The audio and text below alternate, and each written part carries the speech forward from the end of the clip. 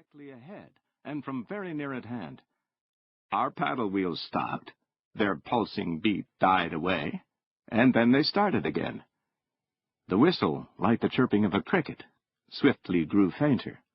I looked to my companion for enlightenment. "One of them daredevil launches," he said. "They're the cause of more trouble. Right away they don't know the meaning of it." I fell to dwelling upon the romance of the fog, like the gray shadow of infinite mystery, brooding over the whirling speck of earth, and men, mere motes of light and sparkle, riding their steeds of wood and steel through the heart of the mystery, with incertitude and fear. The voice of my companion brought me back to myself. "Hello, something coming our way. And you hear that? He's coming fast. Guess he don't hear us yet. Wind's in wrong direction." The fresh breeze was blowing right down upon us, and I could hear the whistle plainly, off to one side and a little ahead. "Ferry boat?" I asked. "Or he wouldn't be keeping up such a clip. They're getting anxious up there." I glanced up. The captain had thrust his head out of the pilot-house and was staring into the fog. Then everything happened, and with inconceivable rapidity.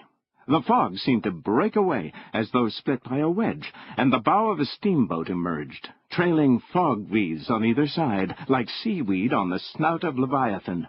I could see the pilot-house and a white-bearded man leaning partly out of it, on his elbows. His quietness under the circumstances was terrible. He accepted destiny, and coolly measured the stroke, as though to determine the precise point of the collision. "Grab hold of something and hang on," the red-faced man said to me. The vessels came together before I could follow his advice. The Martinez heeled over, sharply, and there was a crashing and rending of timber. I was thrown flat on the wet deck, and before I could scramble to my feet, I heard the scream of the women. This it was, I am certain, that threw me into a panic. I remembered the life-preservers stored in the cabin, but was met at the door and swept backward by a wild rush of men and women. What happened in the next few minutes I do not recollect, though I have a clear remembrance of pulling down life-preservers from the overhead racks, while the red-faced man fastened them about the bodies of an hysterical mass of women, shrieking like a chorus of lost souls. The horror of it drove me out on deck.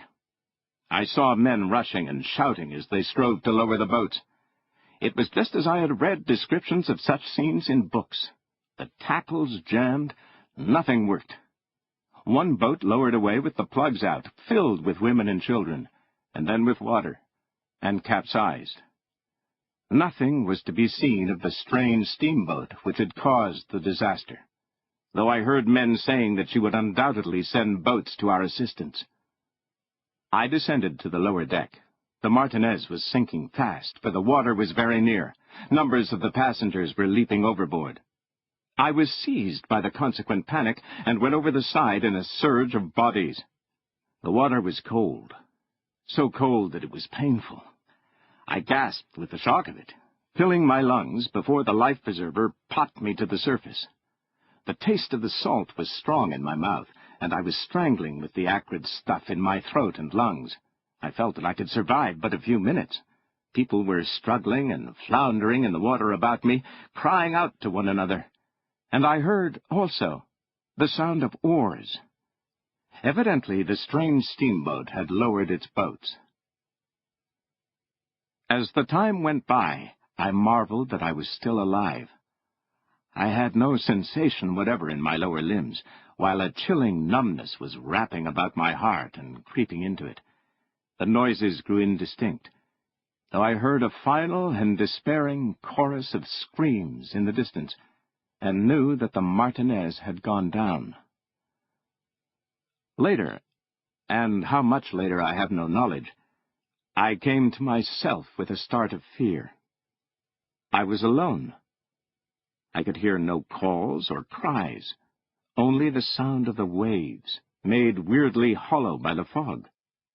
A panic in a crowd is not so terrible as a panic when one is by oneself, and such a panic I now suffered. Whither was I drifting? Was I being carried out to sea? The life-preserver in which I floated, was it not liable to go to pieces at any moment? and I could not swim a stroke. I confess that a madness seized me, and I shrieked aloud. A blankness intervened, of which I remember no more than one remembers of troubled and painful sleep. When I aroused, it was as after centuries of time, and I saw, emerging from the fog, the bow of a vessel and 3 triangular sails. I seemed directly in its path.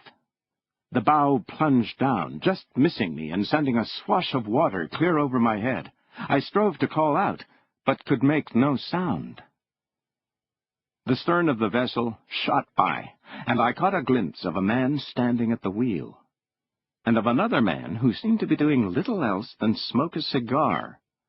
His face wore an absent expression, as of deep thought, and I became afraid that if his eyes did light upon me, he would not see me. But he did see me, for he sprang to the wheel and whirled it round and round, at the same time shouting orders of some sort. The vessel leapt almost instantly from view into the fog. I felt myself slipping into unconsciousness. A little later I heard the stroke of oars and the calls of a man. Then blankness and darkness rose over me.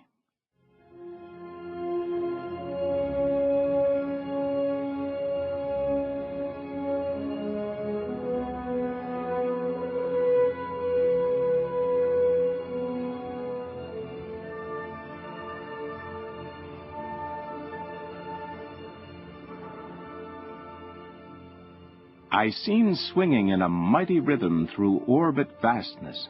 Sparkling points of light shot past me. They were stars, I knew, and flaring comets that peopled my flight among the suns. As I reached the limit of my swing, a great gong struck and thundered. For an immeasurable period I enjoyed and pondered my tremendous flight. But a change came over the face of the dream. It seemed as though I were being dragged over rasping sands, my skin scorching in the torment of fire. I gasped and opened my eyes. 2 men were kneeling beside me, working over me. My mighty rhythm was the lift and forward plunge of a ship on the sea. The terrific gong was a frying pan hanging on the wall that rattled and clattered with each leap of the ship. The rasping, scorching sands were a man's hard hands chafing my naked chest. I squirmed under the pain of it, and half lifted my head. "That'll do, Johnson," one of the men said. "Can't you see you've bloomin' well rubbed all the gent's skin off?" The man addressed as Janssen, a man of the heavy Scandinavian type, arose awkwardly to his feet. The man who had spoken to him was clearly a Cockney. A draggled muslin cap on his head and a dirty gunny sack about his slim hips proclaimed him cook of the decidedly dirty ship's galley in which I found myself. "And how are you feeling now, sir?" he asked, with the subservient smirk which comes only of generations of tip-seeking ancestors. "Yeah, this'll do you good." It was a nauseous mess, ship's coffee, but the heat of it was revivifying. Between gulps of the molten stuff, I glanced down at my raw and bleeding chest and turned to the Scandinavian. "Thank you, Mr. Janssen," I said, "but don't you think your measures were rather heroic?" He understood the reproof of my action and held up his palm for inspection. It was remarkably calloused. "My name is Johnson, not Janssen." There was mild protest in his pale blue eyes, and withal a timid frankness and manliness that quite won me to him. "Thank you, Mr. Johnson," I corrected, and reached out my hand for his. He hesitated, awkward and bashful, then blunderingly gripped my hand in a hearty shake. "Have you any dry clothes I may put on?" I asked the cook. "Yes, sir," he answered. "I'll run down and take a look over my kit, if you've no objection, sir, to wearing my things." He dived out of the galley door, or glided, rather, with a swiftness and smoothness of gait that struck me as being not so much cat-like as oily. "And, where am I?" I asked Johnson, whom I took to be one of the sailors. What vessel is this, and where is she bound?